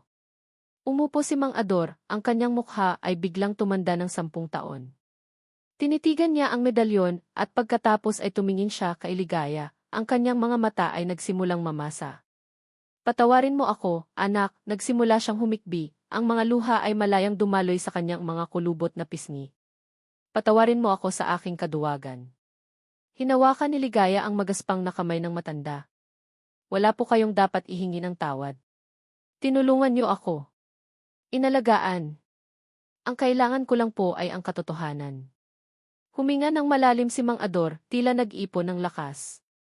Ang pangalan mo ay Amara Reyes. At ang lalaking iyan si Marco Divilla ay ang lalaking minahal mo ng higit pa sa iyong buhay. Bawat salita ay isang piraso ng palaisipan na unti-unting nabubuo sa kanyang isipan. Amara Reyes. Iyon pala ang kanyang tunay na pangalan. Ang tunog nito ay parehong bago at pamilyar sa kanyang pandinig. Ano po ang nangyari sa akin? Tanong niya, ang boses ay halos pabulong. Isang gabi, 7 taon na ang nakalilipas, nagsimula ang kwento ni Mang Ador. Ang kanyang mga mata ay nakatingin sa malayo na para bang muling pinapanood ang isang masamang pelikula. May isang malagim na aksidente sa mailumang kalsada palabas ng bayan. Isang kotse ang nahulog sa bangin. Ako ang isa sa mga unang rumesponde. Nakita kita sa loob, wala kang malay, duguan. Ang tanging dala mo ay ang medalyon na iyan. Dinala kita sa isang maliit na klinika sa kabilang bayan kung saan walang makakakilala sa atin. Nang magising ka, wala ka nang maalala. Kahit ang sarili mong pangalan. Ang aksidente, bakit po walang naghanap sa akin? Si Marco. Dito, nakita ni Ligaya ang pag-iwas sa mga mata ni Mang Ador. Ang balita na kumalat ay iniwan mo raw siya. Na umalis ka ng bayan ng walang paalam. Marahil naniwala siya roon. Hindi ko alam, anak. Ang alam ko lang, nang makita ko ang pagkakataon na bigyan ka ng isang bagong buhay, isang payapang buhay na malayo sa gulo ng mga Divilla, kinuha ko iyon. Natakot ako para sa iyo, Amara. Ang mundong iyon hindi ito para sa iyo. Ang salitang tigulo ay nanatili sa isipan ni Amara. Ngunit sa ngayon, ang kumpirmasyon ng kanyang pagkatao ang nangingibabaw. Siya si Amara. At ang alkalde ay ang lalaking minahal niya. Ngunit may isang puwang sa kwento. Isang napakalaking puwang. Ang mga anak niya. Ang 3 bata. Bakit hindi sila nabanggit ni Mang Ador? Natakot siyang itanong. Baka hindi pa niya kayang marinig ang sagot. Ang gabing iyon, hindi siya nakatulog. Ang pag-amin ni Mang Ador ay hindi nagdulot ng kapayapaan, bagkus ay nagbukas ito ng isang pinto, patungo sa isang madilim at magulong silid sa kanyang isipan. Ipinikit niya ang kanyang mga mata, at doon nagsimula ang mga pira-pirasong alaala. Isang nakakasilaw na liwanag. 2 ilaw ng sasakyan na mabilis na paparating. Ang nakabibinging tunog ng isang busina. Ang matinis na langit-ngit ng mga gulong na pilit kumakapit sa kalsada. Ang amoy ng nasusunog na goma. Ang mukha ni Marco sa kanyang isipan, sumisigaw ng kanyang pangalan. At pagkatapos, isang malakas na pagyanig. Ang tunog ng nababasag na salamin at nayuyuping bakal. Kadiliman. At isang matinding, nakakaparalisang takot.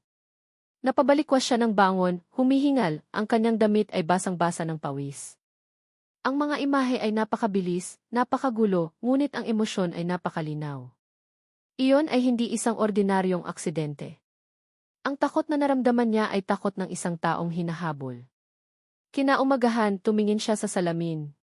Ngunit ngayon, hindi na si Ligaya ang kanyang hinahanap. Hinanap niya si Amara. Hinawakan niya ang kanyang mukha, ang kanyang buhok. Sinubukan niyang hanapin ang babaeng nakangiti sa medalyon. Ngunit ang nakikita niya ay isang estrangherang may mga matang puno ng pagkalito at takot. Sino ka? Bulong niya sa kanyang refleksyon. Ano ang nangyari sa iyo, Amara? Alam niyang hindi na niya makukuha ang buong katotohanan kay Mang Ador. Ang takot ng matanda sa mga Divilla ay isang pader na hindi niya kayang gibain. Mayroon na lamang isang taong maaaring magbigay sa kanya ng mga sagot.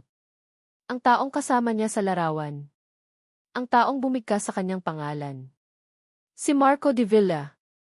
Nalaman niyang mayroong gaganaping malaking pagdiriwang para sa anibersaryo ng pagkakatatag ng San Isidro sa plaza ng bayan. At tulad ng inaasahan, ang pamilya ng alkalde ang magiging sentro ng selebrasyon. Ito na ang kanyang pagkakataon. Nagsuot siya ng kanyang pinakamatinong bestida, inilugay ang kanyang buhok, tulad ng sa larawan, at isinuot ang medalyon sa kanyang leg. Habang naglalakad siya papunta sa plaza, ang bawat hakbang ay mabigat. Isang bahagi niya ang gustong bumalik sa kaligtasan ng kanilang maliit na bahay, sa pagiging siligaya. Ngunit mas malakas ang puwersang humihila sa kanya pasulong, ang pangangailangang malaman kung sino siya. Ang plaza ay puno ng tao, musika, at masasayang sigawan. Isang malaking entablado ang nakatayo sa gitna, pinalamutyan ng mga bandera. Naramdaman ni Amara na siya ay isang multo, naglalakad sa gitna ng mga nabubuhay, naghahanap ng koneksyon sa isang mundong hindi na niya kilala. At doon, malapit sa entablado, sa isang lugar na nakareserba para sa mga nakita niya sila. Si Mayor Marco de Villa, nakatayo ng tuwid sa kanyang barong, ngunit may bakas ng pagod sa kanyang mukha. Sa tabi niya, isang eleganteng babae na tiyak na si Isabel Romualdez, ang kanyang mapapangasawa. At sa kanilang harapan, naglalaro ang tatlong bata. Ang kanyang puso ay biglang tumigil sa pagtibok. Ang dalawang batang lalaki na magkamukhang magkamukha ay naghahabulan. Ang maliit na batang babae, si Sofia, ay tumatawa habang sinusubukang habulin ang mga ito. Isang pamilyar na kirot, isang pananabik na hindi niya maintindihan, ang biglang bumuhos sa kanyang puso. Ang makita silang tatlo ay parang pagtingin sa isang bagay na matagal nang nawawala sa kanya. Nanatili siya sa di kalayuan, sa ilalim ng isang malaking puno ng akasya, nagmamasid. Hindi niya alam kung ano ang kanyang gagawin. Paano niya lalapitan ang alkalde sa gitna ng ganitong karaming tao? Anong sasabihin niya? Habang siya ay abala sa kanyang mga iniisip, nakita niyang natapilok ang isa sa mga batang lalaki. Mabilis itong bumagsak sa damuhan. Bago pa man makakilos ang kanyang isipan, ang kanyang katawan ay kumilos na. Isang likas na ugali, mas malakas kaysa sa kanyang pag-aalinlangan, ang nag-udyok sa kanya. Tumakbo siya, hindi alintana ang mga taong kanyang nababangga. Ang tanging nakikita niya ay ang batang lalaking nakaupo sa lupa, mukhang iiyak na. Nang makalapit siya, lumuhod siya sa tabi nito. Ang kanyang mga kamay ay kusa nang hinawakan ang mga balikat nito, sinusuri kung mayroon itong galos. Dahan-dahan lang, Mateo. Malambing niyang sinabi, ang kanyang boses ay puno ng pag-aalala. Nang marinig niya ang sariling boses, natigilan siya. Napahinto ang buong mundo niya. Mateo. Saan nanggaling ang pangalang iyon? Paano niya nalaman? Naramdaman niya ang panginginig ng kanyang mga kamay. Ang batang lalaki ay tumingala sa kanya, ang kanyang mga mata ay malaki at bilog, puno ng pagtataka. Wala na ang bakas ng sakit sa mukha nito, napalitan ng purong pagkalito. Pinunasan nito ang alikabok sa kanyang tuhod at tumingin sa kanya ng diretsyo. Paano niyo po nalaman ang pangalan ko? Mula sa kanyang kinatatayuan sa gilid ng entablado, ang masayang musika ng pagdiriwang ay isang malayong ingay lamang para kay Marco. Ang kanyang mga mata, na dapat sana ay nakatuon sa mga mamamayang kanyang pinaglilingkuran, ay nakatutok sa isang anino sa ilalim ng puno ng akasya. Si Amara. Ang kanyang Amara, na ngayon ay isang estranghero, isang multo na nagmamasid sa sarili nitong buhay mula sa malayo. Naramdaman niya ang isang matinding kirot sa kanyang dibdib, isang halo ng pag-ibig, pangulila at kasalanan. Naroon siya, napapalibutan ng mga anak na hindi siya naaalala, habang siya, ang kanilang ama, ang taong dapat sana inag-ugnay sa kanila, ay isang duwag na nakatayo sa isang entablado ng kasinungalingan. Bawat palakpak na kanyang naririnig ay isang sampal sa kanyang mukha. Nang makita niyang natapilok si Mateo, isang likas na ugali ng isang ama ang kumilos sa kanya. Ang kanyang mga kalamnan ay nanigas, handang tumakbo. Ngunit bago pa man siya makakilos, nakita niya itong tumatakbo. Si Amara. Ang bawat hakbang nito ay isang dagundong sa kanyang puso. Tumakbo ito na parang walang ibang nakikita kundi ang anak nila. Walang pag-aalinlangan. Walang takot. Tanging puro at dalisay na pag-aalala ng isang ina. Napahinto ang paghinga ni Marco habang pinapanood niya itong lumuhod sa tabi ni Mateo. Nakita niya ang pag-aalala sa mukha nito, ang lambing sa mga kamay nito. At kahit hindi niya narinig ang eksaktong mga salita, nakita niya ang pagbigkas ng kanyang mga labi. Nakita niya ang pagkalito sa mukha ni Mateo. At sa sandaling iyon, alam na niya. Iyon na. Iyon na ang huling patunay na kailangan niya. Hindi iyon isang simpleng pagtulong. Iyon ay instinct. Isang alaalang nakaukit hindi sa isipan kundi sa puso. Ang pader na itinayo ni Marco sa kanyang sarili, ang pader ng takot, ng pag-aalinlangan, ng pagsunod sa kanyang ina, ay nagsimulang magpakita ng mga bitak. Ang natitirang bahagi ng pagdiriwang ay lumipas na parang isang panaginip. Umiti siya, kumaway, nagsalita.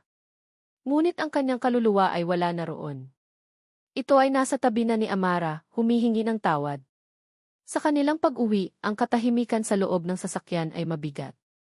Binasag ito ng isang mahinang tunog mula sa kanyang bulsa. Isang text message. Kinuha niya ang kanyang telepono. Isang numerong hindi niya kilala. Binuksan niya ang mensahe, at ang mga salita ay tumalon sa screen at direktang sumaksak sa kanyang lalamunan, pinipigilan ang kanyang paghinga. Mayor, naghihintay ang nanay mo sa bayad. Kung hindi, baka ako na ang maningil sa'yo. Benny. Si Ben ang driver. Ang demonyong mula sa kanyang nakaraan. Naramdaman ni Marco ang pag-ikot ng kanyang sikmura. Ang timeline ay biglang umikli.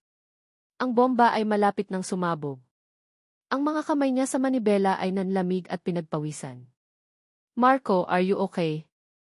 You're pale. Ang boses ni Isabelle ay puno ng pag-aalala. Nakita nito ang pagbabago sa kanyang mukha. Hindi na niya kayang magtago. Ang mga pader ay unti-unti nang gumuho. Pagdating sa mansyon, sinalubong sila ng katahimikan.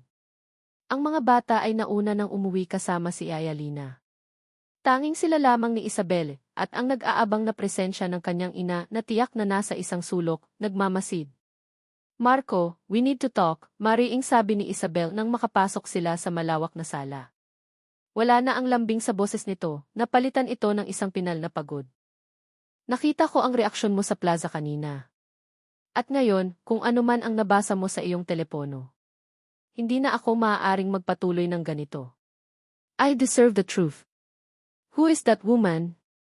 Bago pa man makasagot si Marco, isang malamig na boses ang bumasag sa kanilang pag-uusap.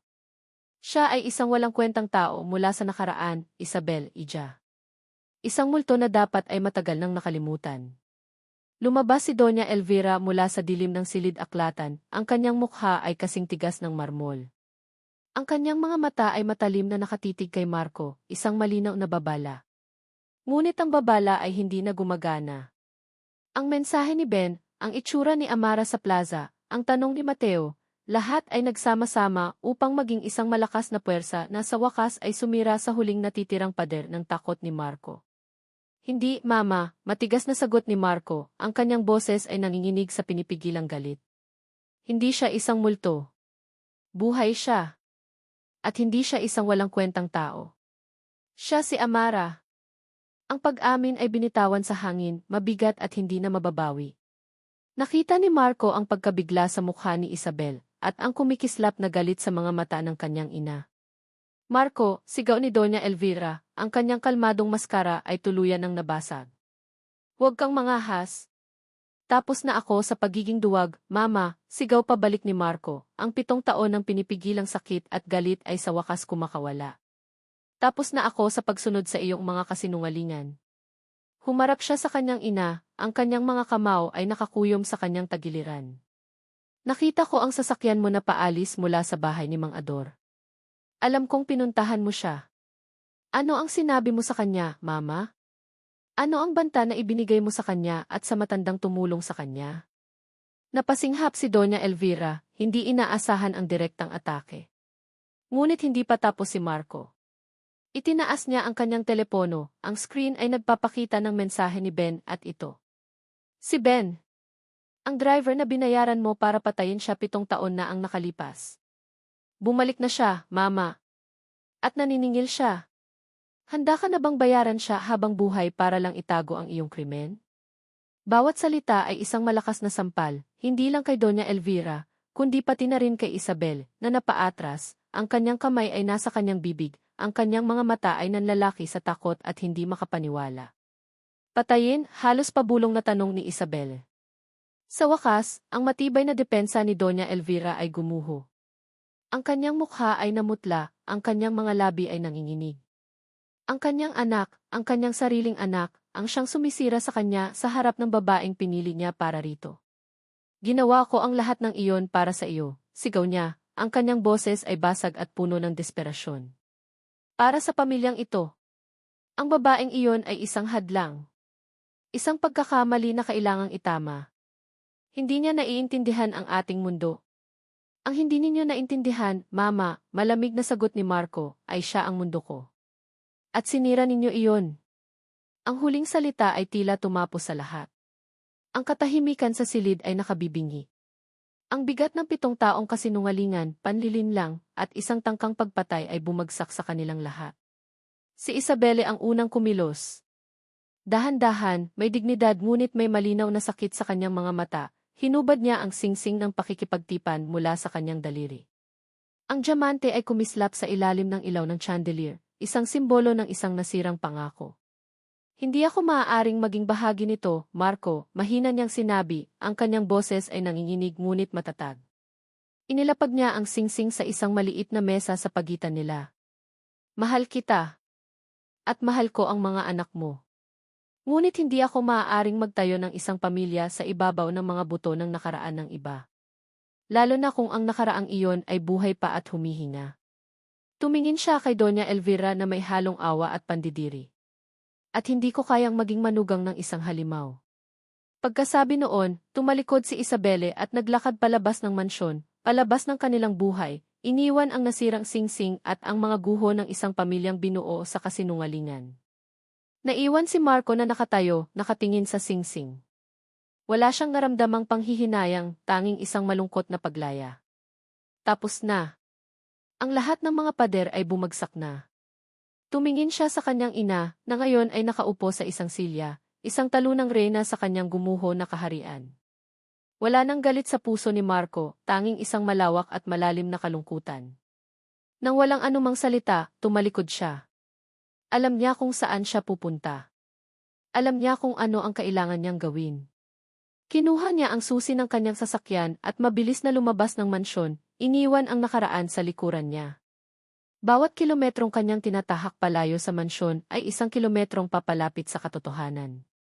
Narating niya ang pamilyar na eskinita. Gabi na at ang tanging ilaw ay nagmumula sa mga poste at sa mga bintana ng maliliit na bahay. Huminto siya sa tapat ng bahay ni Mang Ador. Sa bintana, nakita niya ang anino ni Amara, naglalakad pabalik-balik, halatang balisa at naguguluhan matapos ang nangyari sa plaza. Bumaba siya ng sasakyan. Bawat hakbang sa makitid na daan ay isang hakbang patungo sa kanyang pagtubos. Huminto siya sa tapat ng pinto at kumatok. Si Mang Ador ang nagbukas, at ang takot sa mukha nito ay napalitan ng pagkabigla. Sa likod nito, lumitaw si Amara, ang kanyang mga mata ay puno ng pagkalito at pagtatanong. Tinitigan siya ni Marco, hindi ang alkalde, hindi ang anak ni Doña Elvira, kundi si Marco lamang, ang lalaking nasa kupas na larawan sa medalyon. Hinayaan niyang makita ni Amara ang lahat sa kanyang mga mata, ang pagsisisi, ang sakit, ang pag-ibig na hindi kailanman nawala. Amara, sabi niya, ang kanyang boses ay basag ngunit malinaw at puno ng isang katotohanang matagal na niyang itinago. Ako to, si Marco. Patawarin mo ako. Halika na, umuwi na tayo sa mga anak natin. Ang mga salitang iyon, sa mga anak natin, ay umalingaw sa isipan ni Amara na parang isang kantang matagal na niyang hindi naririnig, ngunit alam na alam pa rin ang himig. Ang bawat tibok ng kanyang puso sa loob ng tahimik na sasakyan ni Marco ay isang tanong, isang takot, isang pag-asa. Nakatingin lang siya sa labas ng bintana, ngunit wala siyang makita. Ang mga ilaw ng bayan ay lumalabo, nagiging mga guhit ng liwanag lamang sa kanyang mga matang puno ng luhang hindi pa pumapatak. Sa kanyang tabi, nararamdaman niya ang presensya ni Marco, isang presensyang parehong nagbibigay sa kanya ng kaba at ng isang di maipaliwanag na pakiramdam ng kaligtasan. Ito ang lalaki sa larawan. Ang lalaking dahilan ng pagkabuo at pagkasira ng kanyang mundo. Hindi sila tumuloy sa malaking mansyon na nakikita niya sa mga pahayagan. Sa halip, lumiko sila sa isang mas makitid na daan paakyat sa isang burol, kung saan ang hangin ay mas malamig at ang mga puno ay mas mayayabong. Huminto sila sa harap ng isang bahay na gawa sa kahoy at bato, simple ngunit elegante, na nakatanaw sa kumikinang na lawa sa ibaba. Isang bahay bakasyonan. Isang santuwaryo. Dito muna tayo, mahinang sabi ni Marco, pinapatay ang makina. Mas tahimik dito. Mas ligtas. Ligtas. Ang salitang iyon ay tumimo sa kanya. Ito ba ang pakiramdam na matagal nang nawawala sa kanya? Ang pakiramdam na hindi na niya kailangang tumakbo. Pagbaba niya ng sasakyan, ang lamig ng gabi ay yumakap sa kanya. Ngunit nang iabot ni Marco ang kamay nito sa kanya, isang init ang gumapang mula sa kanyang mga daliri hanggang sa kanyang puso. Nag-atubili siya ng 1 segundo, pagkatapos ay tinanggap ito. Ang kanyang mga daliri ay akmang-akma sa pagitan ng mga daliri nito, isang perpektong tugma na tila nakaukit sa tadhana. Sa pagbukas ng pinto, isang babaeng may edad na at may mabait na mukha ang sumalubong sa kanila. Si Yaya Lina. Ngunit hindi ito ang nakakuha ng kanyang buong atensyon. Sa gitna ng malawak na sala, sa tabi ng isang apoy na nagbibigay liwanag at init, nakatayo ang tatlong maliliit na figura. Tatlong pares ng mga matang puno ng pagtataka at pag-aalinlangan nakatingin sa kanya. Si Mateo, na may maliit na gasgas sa tuhod, ay nakatayo ng tuwid, tila sinusubukan maging matapang para sa kanyang mga kapatid. Si Lucas, na kamukhang-kamukha nito, ay bahagyang nagtatago sa likod ni Yaya Lina. At si Sofia, ang maliit na batang babae na kanyang iniligtas, ay nakahawak ng mahigpit sa lailayan ng bestida nito, ang kanyang mga mata ay malaki at bilog. Mga anak, nagsimula si Marco, ang kanyang boses ay malumanay, si Amara. Ang pangalan ay lumutang sa hangin at naramdaman ni Amara ang bigat nito. Hindi ligaya. Amara. Iyon ang pangalang kaakibat ng tatlong batang ito. Naramdaman niyang nanuyo ang kanyang lalamunan. Ano ang dapat niyang sabihin? Ano ang dapat niyang gawin? Hindi niya sila maalala, ngunit sa pagtingin sa kanila, isang matinding damdamin ang umaapaw sa kanyang puso, isang damdamin ng pagmamahal na kasing lalim ng karagatan. Nagkaroon ng isang mahaba at mabigat na katahimikan. Si Amara ay hindi makagalaw, natatakot na baka sa isang maling kilos, mawala silang lahat na parang isang panaginip. Si Sofia ang unang kumilos. Dahan-dahan itong bumitaw kay Yaya Lina at humakbang palapit. Sa bawat maliit na hakbang nito, ang puso ni Amara ay tumitibok ng mas mabilis. Huminto si Sofia sa kanyang harapan, itinaas ang kamay at hinawakan ang medalyon na nakasabit sa kanyang liig. Nahanap niyo po, bulong nito, ang mga mata ay nakatingin sa larawan sa loob ng medalyon. Pagkatapos ay dahan-dahan nitong iniangat ang kanyang tingin sa mukha ni Amara. Hinawakan nito ang kanyang pisngi gamit ang maliit at malambot nitong kamay. You have the same sad eyes as the lady in Papa's pictures. Isang luha ang hindi na napigilan ni Amara at pumatak sa kamay ni Sofia. Ang luhang iyon ay tila isang senyales na bumasag sa yelo ng pag-aalinlangan na bumabalot sa silid. Biglang tumakbo si Sofia, hindi palayo, kundi papasok sa isang silid. Ilang sandali lang, bumalik ito, may yakap-yakap na isang luma at medyo marumi ng manika. Ang manika ay may isang butons para sa isang mata at sinulid na buhok. Iniabot ito ni Sofia sa kanya. Ito po yung bigay niyo sa akin dati, Mama, sabi nito sa isang maliit ngunit malinaw na tinig. Mama! Ang salitang iyon. Parang isang susi na pumasok sa isang kandadong matagal ng kinakalawang sa kanyang puso. Hindi nito binuksan ang pinto ng mga alaala, ngunit binuksan nito ang pinto ng isang damdaming napakatindi, isang pagmamahal na halos makasakit sa bigat nito. Hindi niya maalala ang araw na ibinigay niya ang manikang iyon. Ngunit habang tinitingnan niya ito, ang kanyang mga kamay ay kusa ng umayo sa gusot na damit nito, ang kanyang hinlalaki ay kusa ng humaplos sa pisngi nitong gawa sa tela. Isang kilos na pamilyar. Isang kilos ng isang ina. Napaluhod si Amara, hindi na dahil sa panghihina, kundi para maging kapantay ng kanyang anak. Tumingin siya sa mga mata ni Sofia, at pagkatapos ay sa dalawang batang lalaki na ngayon ay dahan-dahan ng lumalapit. Mama, tanong ni Mateo, ang kanyang boses ay maihalong pag-asa at pagtataka. Hindi na nakasagot si Amara.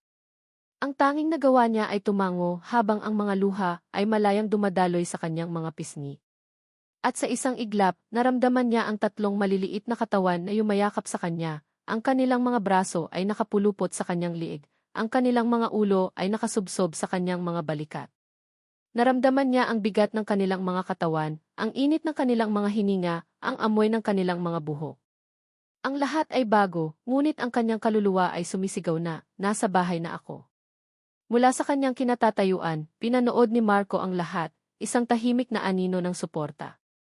Ang kanyang sariling mga luha ay tahimik na dumadaloy habang pinagmamasdan niya ang eksenang inakala niyang hindi na niya muling makikita. Ang kanyang pamilya, buo. Sa mga sumunod na araw, ang bahay bakasyonan ay naging kanilang mundo. Tinulungan ni Marco si Amara na punan ang mga patlang, hindi sa pamamagitan ng pagpilit, kundi sa pamamagitan ng pagbabahagi. Ipinakita nito sa kanya ang mga album ng litrato, mga larawan ng kanyang pagbubuntis, ng binyag ng mga bata, ng kanilang mga unang kaarawan. Hindi niya maalala ang mga pangyayari, ngunit sa bawat larawan, isang emosyon ang kumukonekta sa kanya. Ang saya sa kanyang mga mata nang una niyang kargahin si Mateo. Ang pagod ngunit masayang ngiti habang pinapatulog niya si Lucas. Ang lambing habang kinakantahan niya si Sofia. Ang mga bata ang naging pinakamahusay na tulay. Sa kanilang kawalang malay, wala silang pakialam kung hindi niya maalala ang nakaraan. Ang mahalaga sa kanila ay ang kanyang presensya sa kasalukuyan. Isang hapon, dinala siya ni Marco sa isang maliit na gusali na nakahiwalay sa pangunahing bahay. Isang studio. Nang buksan niya ang pinto, isang amoy ang sumalubong sa kanya, ang amoy ng luwad, ng pintura, at ng kahoy. Sa loob, may mga kagamitan sa paglililok, mga blankong kanvas, at sa gitna, isang figurang gawa sa putik na hindi pa tapos, nakatakip sa isang puting tela. Ito ang studio mo, sabi ni Marco. Walang sinuman ang pinayagan kong pumasok dito sa loob ng 7 taon. Dahan-dahan siyang lumapit sa hindi pa tapos na obra. Nanginginig ang kanyang mga kamay nang alisin niya ang takip. Ito ay isang lilok ng isang ina na may 3 maliliit na anak na nakayakap sa kanya. Ang mga mukha ay hindi pa malinaw, ngunit ang forma, ang emosyon ay naroon na. Hinawakan niya ang malamig at matigas na luwad, at sa sandaling iyon, isang malinaw na imahe ang sumilay sa kanyang isipan, hindi isang buong alaala, kundi isang pira-piraso, ang kanyang mga kamay, marumi sa putik, na masayang humuhulma sa figura, ang tunog ng kanyang sariling tawa, habang ginagaya ng mga bata ang kanyang ginagawa. Naramdaman niya ang kagalakan ng paglikha. Ang kanyang pagiging artista. Ang kanyang pagiging si Amara. Kinabukasan, habang sila ay nag-aalmusal, isang itim na sasakyan ang huminto sa harap ng bahay. Bumaba mula rito si Doña Elvira. Tumayo si Marco, handang protektahan ang kanyang pamilya. Ngunit pinigilan siya ni Amara. Tumayo siya, hindi bilang si Ligaya na mahina, kundi bilang si Amara, ang ina ng mga batang nasa likuran niya. Hayaan mo ako, Marco, mahina niyang sabi. Naglakad siya palabas upang harapin ang babaeng sumira sa kanyang buhay. Si Doña Elvira ay nakatayo roon, mukhang pagod at talunan, ngunit mayroon pa ring bahid ng kanyang dating kapangyarihan. Ano ang kailangan mo? Tanong ni Amara, ang kanyang boses ay kalmado ngunit matatag. Umalis ka na, sabi ni Doña Elvira, sinusubukan ang kanyang huling alas. Bibigyan kita ng kahit magkano. Magsimula ka ng bagong buhay, malayo rito. Umiling si Amara, isang maliit at malungkot na ngiti ang sumilay sa kanyang mga labi. Hindi niyo maintindihan, hindi ba? Ang buhay ko ay narito. Itinuro niya ang bahay sa kanyang likuran. Ang buhay ko ay ang 3 batang naghihintay sa akin sa loob. Tumingin siya ng diretso sa mga mata ng matriarka. 7 taon ang kinuha ninyo sa akin. 7 taon kasama ang aking mga anak. Hindi ko na mababawi iyon. At alam kong hindi ko na rin marahil maaalala ang lahat ng iyon. Ngunit hindi na iyon mahalaga. Lumapit siya ng isang hakbang. Hindi ko na kailangan ang galit ninyo. Ang kailangan ko ay ang mga anak ko. Maaari ninyong kunin ang lahat, ang yaman, ang kapangyarihan, ang pangalan. Pero hindi na sila. Hindi na ninyo sila makukuha sa akin. Walang nakitang galit o paghihiganti si Doña Elvira sa mga mata ni Amara. Ang nakita niya ay isang bagay na mas malakas, ang hindi matitinag na pagmamahal ng isang ina. At sa harap niyon, wala siyang laban. Sa unang pagkakataon sa kanyang buhay, si Doña Elvira de Villa ay natalo. Walang imik, tumalikod siya, sumakay sa kanyang sasakyan at umalis. Ilang buwan ang lumipas. Ang iskandalo ay sumabog sa San Isidro, ngunit hindi ito sinira si Marco. Sa halip, ang kanyang tapat na pag-amin sa publiko tungkol sa kanyang mga pagkakamali at ang kwento ng pag-ibig na nalampasan ang trahedya ay nagbigay sa kanya ng isang bagong uri ng respeto mula sa mga tao. Sa burol kung saan minsan siyang lumuhod, isang maliit at simpleng seremonya ang naganap. Walang ingranding selebrasyon, walang daan-daang bisita. Tanging sila lamang, si Marco, si Amara, at ang kanilang 3 anak, kasama si Mang Ador at si Ayalina. Habang binibigkas nila ang kanilang mga panata, tinitigan ni Amara ang mukha ni Marco. Ang kanyang isipan ay hindi pa rin buo, may mga blankong pahina pa rin. Ngunit ang kanyang puso ay buong-buo na. Puno ito ng mga bagong alaala na kanilang binuo sa loob ng nakaraang mga buwan, at ng isang pag-ibig na napatunayang mas malakas kaysa sa amnesia, mas matibay kaysa sa kasinungalingan. Hawak ang mga kamay ng kanyang mga anak, at ang kamay ng kanyang asawa, tumingin si Amara sa hinaharap. Hindi na ito isang nakakatakot na kadiliman, kundi isang blankong canvas, naghihintay na mapinturahan ng mga kulay ng isang bagong simula. Ang kanilang pamilya, na minsan ay gumuho, ay muling nabuo, mas matatag, mas totoo, at magkasama. At dito, sa ilalim ng kalangitan ng San Isidro, nagtatapos ang kwento ni na Marco at Amara, isang kwento ng nasirang nakaraan, at ng isang kinabukasang muling binuo ng pag-ibig at pagpapatawad. Sa inyo, aming mga mahal na tagapakinig at taga-subaybay, maraming salamat po. Salamat sa inyong walang sawang pagsama sa amin sa bawat kabanata, sa bawat pagpatak ng luha, at sa bawat kislap ng pag-asa sa kwentong ito. Isang karangalan ang isulat at bigyang buhay ang paglalakbay ni na Marco at Amara. Sa bawat salitang aking tinipa, naramdaman ko ang bigat ng kanilang mga pasanin, ang lalim ng kanilang pagmamahalan, at ang walang hanggang pag-asa na muling mabuo ang kanilang pamilya. Naging hamon ang paghabi ng isang kwentong puno ng sakit at kasinungalingan, ngunit sa huli, ang nag-uumapaw na pag-ibig ang siyang laging nananaig. Sana, sa pagtatapos ng kwentong ito, ay may baon kayong mga aral sa inyong puso. Ang aral na ang tunay na pag-ibig ay hindi nakakalimot, bagkus ay laging naghahanap ng daan pabalik. Ang aral na ang pagpapatawad ay isang regalong ibinibigay natin sa ating sarili upang makalaya sa tanikala ng nakaraan. At higit sa lahat, ang aral na kahit sa pinakamadilim na gabi, laging may pag-asang sisikat na muli ang isang panibagong umaga. Nais naming marinig ang inyong saloobin. Anong bahagi ng kwento ang pinakatumatak sa inyong puso? Anong aral ang inyong napulot mula sa pinagdaanan ni na Marco at Amara? Huwag po kayong mag-atubiling ibahagi ang inyong mga komento at damdamin.